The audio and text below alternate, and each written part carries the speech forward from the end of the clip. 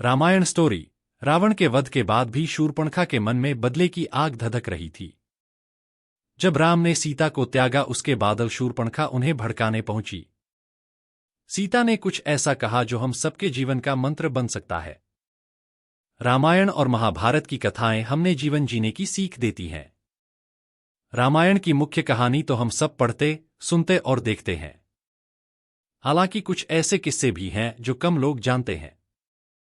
रामायण के हर पात्र से कुछ न कुछ सीख मिलती है। इसमें वर्णित घटनाएं भी हमें जीवन जीने और रिश्ते निभाने की कला सिखाती हैं। रामायण शूर्पणखा की भूमिका काफी अहम रही है। एक कथा के मुताबिक रावण के मरने के बाद शूर्पणखा सीताजी से मिलने पहुंची थीं। जाने वहां क्या?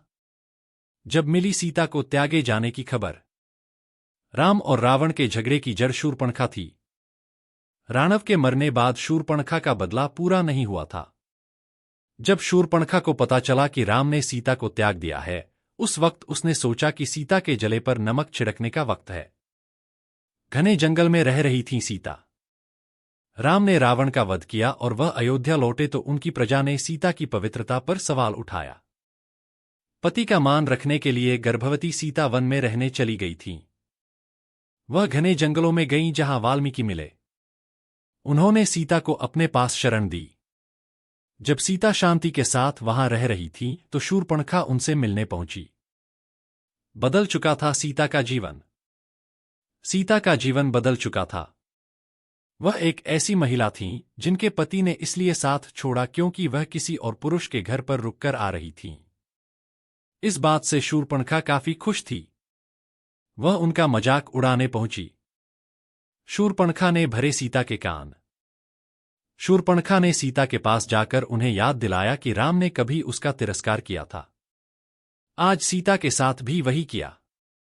उसने सीता को याद दिलाया कि दशरथ पुत्रों की वजह से उसे कितना कष्ट झेलना पड़ा। अब सीता भी राम की वजह से कष्ट में है। मुस्कुराहट से सीता ने किया पलटवार। सीता ने शांत भाव से शूर्पणखा को बैठाया और बेर दिए। कहा कि ये उतने ही मीठे हैं जितने कि मंदोदरी की बगिया के थे। उकसाने से प्रभावित सीता को मुस्कुराते देखकर शूर्पणखा और तिलमिला गई। उसे उम्मीद थी कि सीता दर्द से तिलमिलाएंगी। वह उन्हें कष्ट में देखकर खुद खुश होना चाहती थी।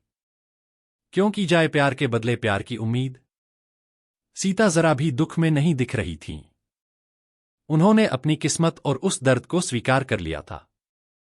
शूर्पणखा को तिलमिलाया देखकर सीता जी बोलीं, मैं अपने आसपास के लोगों से कब तक प्यार के बदले प्यार पाने की उम्मीद करूं।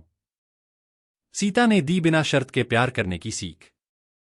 सीता बोलीं, खुद में वह शक्ति पैदा करो कि दूसरे तुम्हें प्यार न करें फिर भी तुम उन्हें प्रेम कर सको। सीता को इतनी शांति से बातें करते देख शूर्पणखा परेशान हो गई। उसने भड़काया कि क्या सीता को न्याय नहीं मिलना चाहिए। इस पर सीता बोलीं, जिन्होंने गलती की उन्हें खुद ही सजा मिल गई है। जिस दिन से दशरथ पुत्र ने उन्हें छोड़ा है, उन्हें एक क्षण के लिए भी शांति नहीं मिली। पीड़ा देने वाले को होता है ज्यादा कष्ट। सीता ने शूर्पणखा को सलाह दी कि पुरानी बातें भूलकर आगे बढ़े। जिन्होंने उन्हें दुख दिया है वे अपने दिमाग से ये बातें नहीं हटा पाएंगे, लेकिन वह हटा सकती है। सीता ने शूर्पणखा से कहा कि उसने खुद को पीड़ित बना रखा है। बदले की आग में वह सिर्फ रावण जैसे ही बनती जाएगी। सीता बोलीं, अपने भाई, सगे संबंधियों के मरने और महल जलने से ऊपर उठे। संस्कृतियां आएंगी जाएंगी। राम रावण भी आते जाते रहेंगे। प्रकृति ऐसी ही रहेगी। सीता बोलीं, मैं इसका ही आनंद ले रही हूं।